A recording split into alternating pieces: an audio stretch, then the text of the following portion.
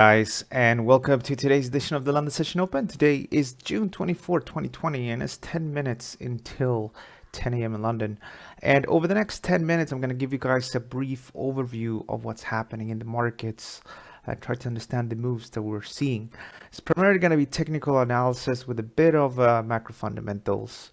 And that's it, really. Let's begin.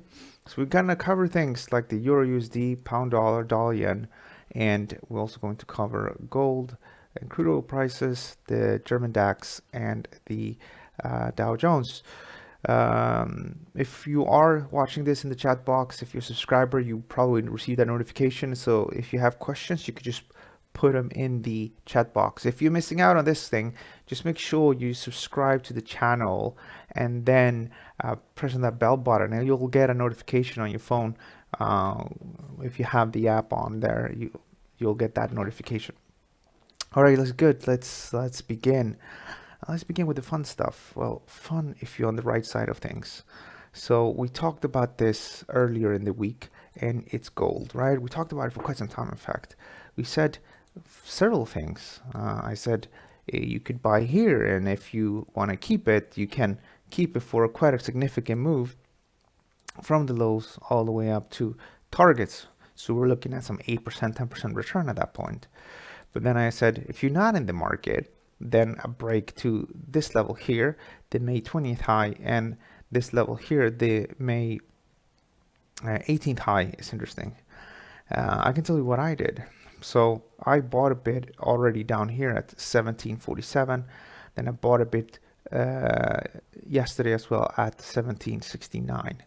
So why did I buy early then? Well, because I was looking at the price action, and this is something that comes with experience. So I was looking at the price action, it was rallying strongly. So already on the 22nd, it was trying to take out the May 18th high. And it was telling me that, oh, actually already the day before, actually, on June 19th, it went up, and then it went down, and then it went up. So on the way down here, I bought here around 1750. That's where I first bought it, because I was looking at the numbers as well, and I said to myself, okay, I want to buy at 69 and I want to risk a certain amount of money. And then I said, what if I buy here and put my stop loss here? Then I'm going to risk a third. So put a third of my big risk and the money, because it's a third of my normal big risk position. I said, okay, I don't care too much, and I put that position on. And something that strengthened my conviction, again, is the price action. You get that with experience of just looking at the chart. You can see how people are very keen on getting involved. And then this thing as well, which I actually missed at first. And this is that you have a small head and shoulders pattern. So you get yourself left shoulder. Let me see if I can find it. There we go. You got yourself this being the left shoulder. And then you have the head down here, and then you have the right shoulder here. So this itself is encouraging, and what's happening here is that the pattern triggered here already at 1739 when this whole area here. So when we went up and we went down, I was thinking to myself, well, people that are buying this breakout, they're gonna defend this level, and that's why I bought a bit here. Now, what can you do now? Well, there were several ideas. So the one I communicated to you guys on Friday was, take out the high, you can buy a bit. I bought a bit myself. What else? Now, is this like obviously right now 69, even if you bought at 69, for example, or 66 or so, it would have been a good trade because we're in the money. But if I'm not in the market, what would have I done? If I'm not in the market, I will probably wait for a pullback, and I will look for a pullback to 1759 if possible, trying to buy here with stops there. This is what I would have done. And then because this is an ascending triangle line. In the beginning, I was treating this like a rectangle. Now I'm treating this like an ascending triangle. The thing is this though, at the end, the pattern target, it's the same. So difference from low to high gives you your target. And because the breakout happened from here at 1753, I think we can go to 1850. And then from here, we'll see what happens, okay? There is a big level here actually, which is kind of interesting. You see, you have a bunch of levels here from 2000, I think 11 and 12. Some really solid levels. Let me show you on the weekly. We need to take these levels out actually. These are they important? Of course they're important, but they're not super important. Why? Because I think it's unlikely that anyone from November 2011 or February 2012 or October 2012 still have their positions on there.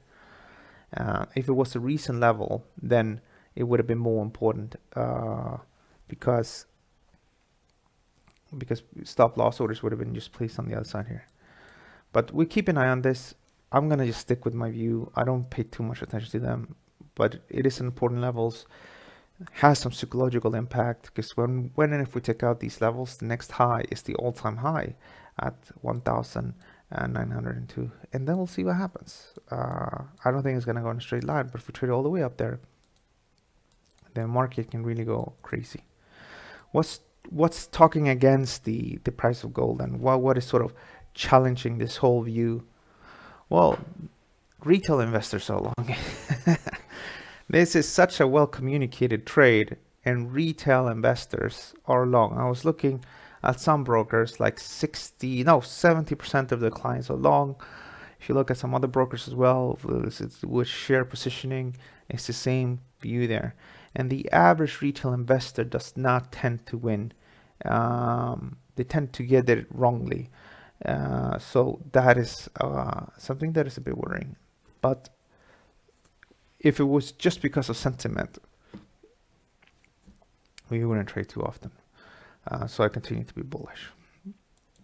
All right, here are crude oil prices. So I don't remember exactly what I shared with you guys on Monday, but I have done some updates to this. I think I said on Monday, if we take this out, we can go a bit higher.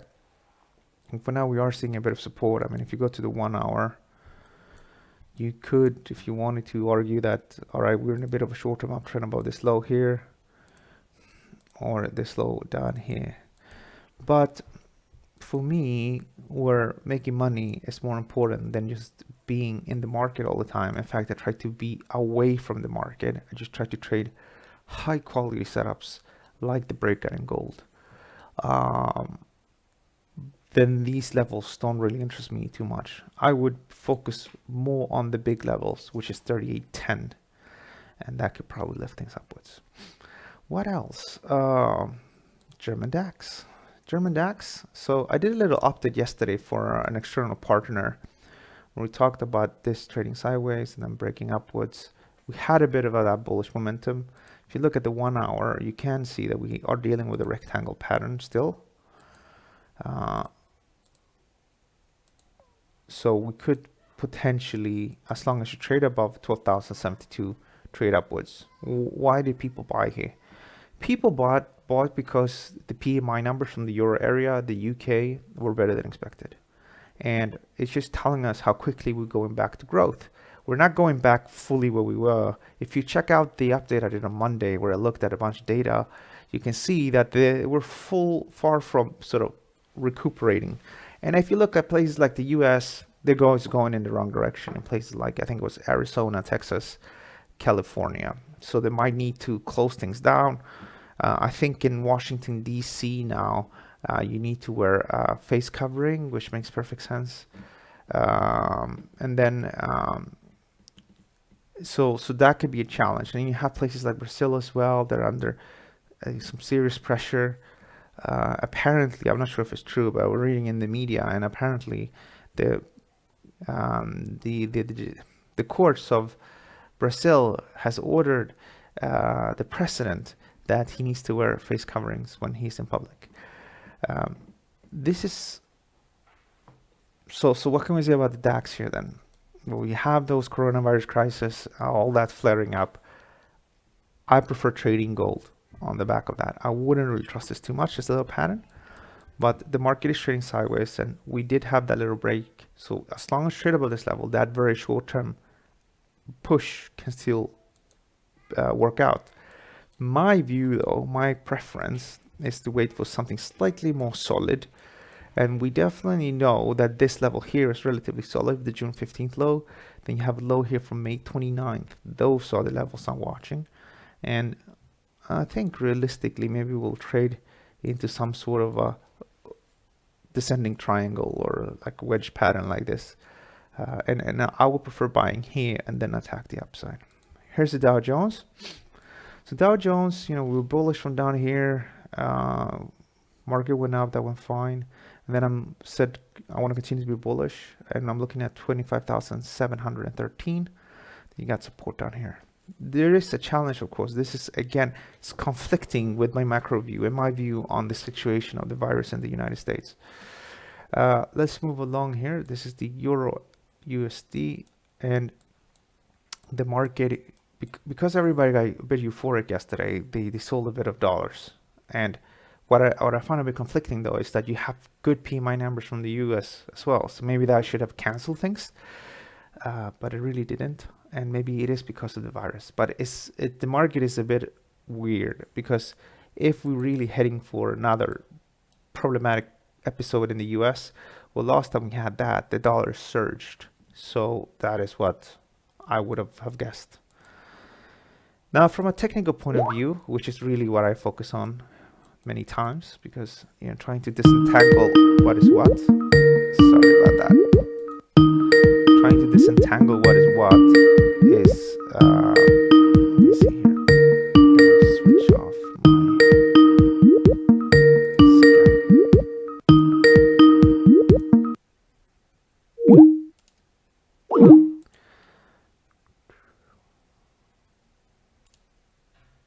okay. So looking at this from a purely technical perspective, the trend remains bearish below 114.25, and I think we can go down to maybe 111.72, maybe 111. GBP versus the USD remains in a bit of a downtrend, but I wouldn't get too excited about this one. It is a difficult one. We have a low here, and we have some highs here. We're trading within this big range bound pattern, and usually during these range bound patterns, we want to buy at the lower levels and then target the upside. Dollar versus the Japanese yen, it actually slid below. So I've been looking for this to be bullish, and it went a bit into profit, and it slid here. And I will continue to be bullish. It's important to be bullish until proven otherwise. If we do take out the 105, this one level, 105.87 or so, 105.90, we can go down to 105.09, 104.45, and then 107.25 is going to be the trend defining level. Okay, let's just see if anybody's in the chat box, but you saw that little message there. It's time for me to leave.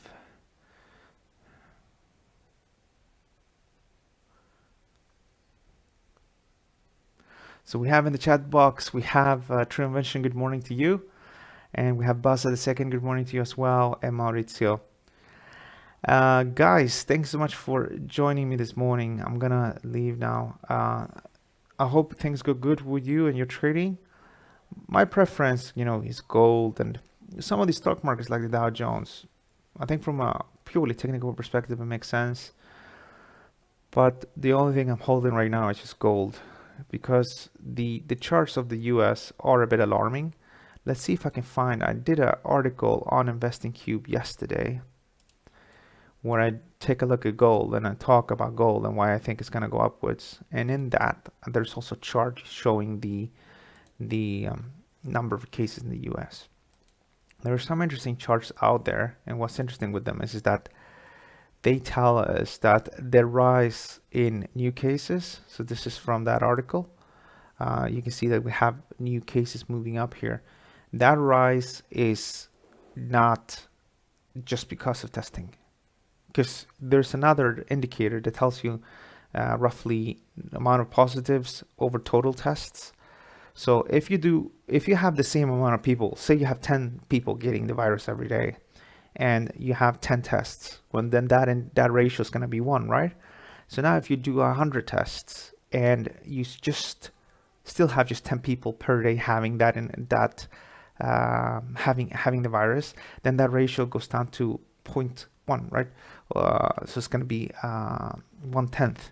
Now, but that indicator in some places, like I think it's on the John Hopkins website, John Hopkins University, you can see that that's moving upwards, which tells you that it's not just about testing. There's genuinely more people that are getting more viruses, because that there are more people getting viruses compared with the test you're doing, which shows that it's not going in the right direction. Another thing as well, I'm not an expert because I don't actually read as much as I should do, like US media, like the UK media where I'm based. It's not very good at covering what's actually happening within the different states. But what I have read is that it looks like there's strong hesitation within these states that have problems to go ahead and do anything because of the economic consequences. And more than likely that's just gonna cause more problems going forward, because it's gonna be a situation, a time where people will not go out on the streets voluntarily. Like even a place like Sweden, where there's no restrictions, you can go out, even some bars are open and things like that. People don't go out. They don't go out. Maybe 60% or something like that, they don't go out. I mean, people go out to buy food, maybe they go for a quick walk, but it's not like it used to be. And that's something that a lot of people miss out. That people will on their own self-isolate, especially if they can't protect themselves. So guys, I hope things get sorted. I don't want to see a new wave. It would be better if we didn't have that at all. Hopefully things do improve in the US, places like Brazil, India, Russia, and all these places were just going wrongly right now. Guys, take care of yourselves, and I'll see you guys for the next market update. Probably is going to be on Monday, but might be live on Friday as well. Best thing you can do is just subscribe to the channel, that little bell button. We're still on the process of changing things because we did it every day. Now we're just doing it 2 times a day. I think we will come back 3 times a day, but it's not fixed right now. So the only thing fixed right now is Mondays and Thursdays. But tomorrow, Thursday, I'm off, so I'm not going to be working on Thursday. All right, have a good day, and thanks so much for following me and watching this. And I hope to see you guys soon. Thank you. Bye bye.